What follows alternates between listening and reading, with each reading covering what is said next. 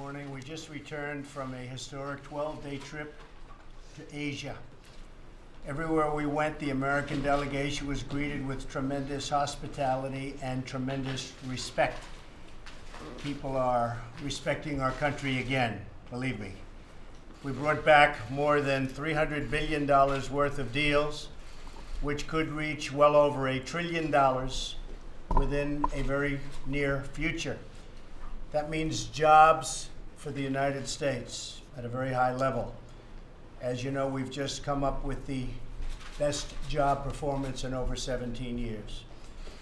But this is a lot more jobs. We think the number is going to actually get a lot better.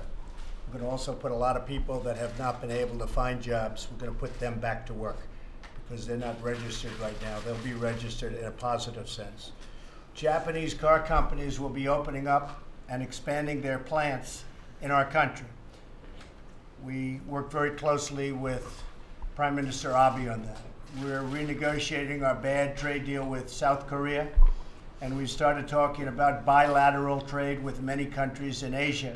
And most importantly, we've made clear to all countries that we cannot continue to be treated unfairly when it comes to trade any longer. It's not fair to our companies, and it's not fair to our workers.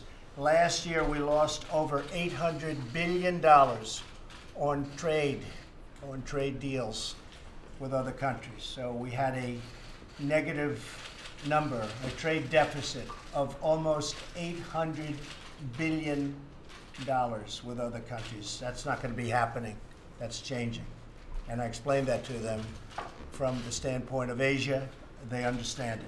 Every one of them understand it. One of the primary goals of our trip was to pursue the denuclearization of the Korean Peninsula.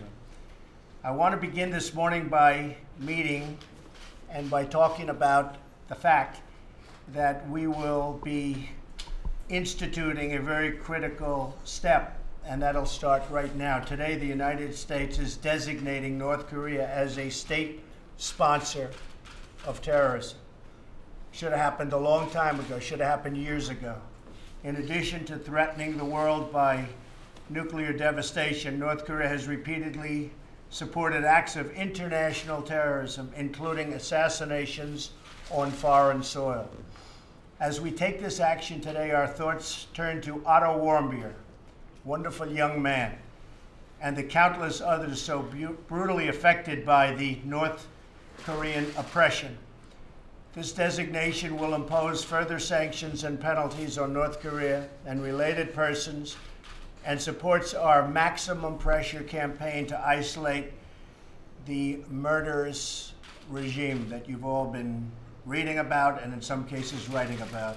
Tomorrow, the Treasury Department will be announcing an additional sanction and a very large one on North Korea, and this will be going on over the next 2 weeks. It'll be the highest level of sanctions by the time it's finished over a 2-week period. The North Korean regime must be lawful. It must end its unlawful nuclear and ballistic missile development and cease all support for international terrorism, which it is not doing. Today, cabinet discussions will also focus on crucial domestic policy issues.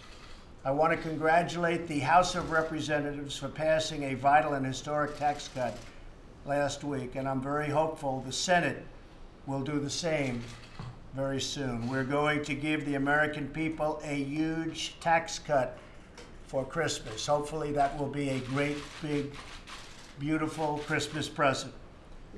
With the Democrats giving us no votes for tax cuts for purely political reasons, obstructionists, it will be up to the Republicans to come through for America. I think they will. I hope they will. It's up to the Senate. And if they approve it, the House and the Senate will get together. I'll be there right in the middle of it, and we will come up with a bill that will be spectacular for growth and spectacular for the people of this country. Our tax plan will bring urgent relief to hardworking families. We'll reduce rates, increase the amount of income taxed at a rate of 0, expand the child tax credit, very important, and simplify taxes as most families will be able to file on a single sheet of paper. We'll restore America's competitive edge so we can bring back our jobs. We want to bring our jobs back to our country. We were decimated over the last 40 years. We want to bring our jobs back to the United States. We'll go from being one of the highest taxed nations in the world to one of the lowest taxed nations in the world. Corporate rates will be reduced from 35% all the way down to 20%, which will make us competitive again, and companies won't be leaving our country. Finally, our tax plan will return trillions of dollars in wealth to our shores so that companies can invest in America again. At the same time, we're working to reduce wasteful government spending. We will hear from Budget Director Mick Mulvaney, who is working with my cabinet to find taxpayer savings in each and every department. The cabinet members that are with us today are working on getting reductions to their various departments, and we think we're going to be able to save a lot of money, even lower than the budgets and the budgets that we're submitting.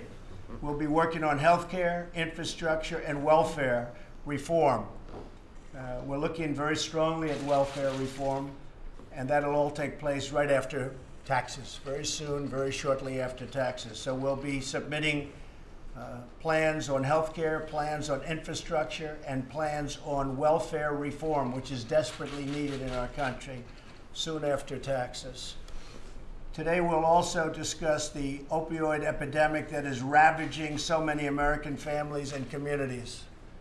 Last week I was proud to nominate Alex Azar to serve as the next Secretary of Health and Human Services.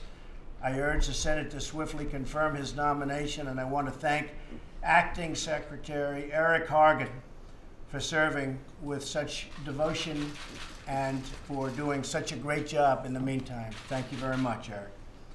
Finally, I want to wish the American people a truly happy and blessed Thanksgiving, especially to our brave men and women serving on our military and our Border Patrol and ICE agents along the very dangerous southern border. As you heard, we lost a Border Patrol officer just yesterday, and another one was brutally beaten and badly, badly hurt. Looks like he'll make it, but very, very badly hurt. And we talk about the wall. We're going to have the wall. It's part of what we're doing. We need it. It's rough territory. That's where the drugs are coming in. A lot of things are happening along the border, the southern border, and we're going to straighten it out. We've already reduced the numbers, and you see the numbers, that back to 78% down from what they were. And those numbers will get better and better, but we have to stop the massive drug flow from pouring in. And my respect to the families that were so badly hurt yesterday, because they were devastated. Those two families were devastated. I just want to wish everybody a very, very happy Thanksgiving. We're going to be working very hard during the recess in Florida. We'll go to Florida. And I want to thank you all for being here. And let's start our meeting. And to the media, to the press, thank you very much. We appreciate it. Thank you. Thank you very much.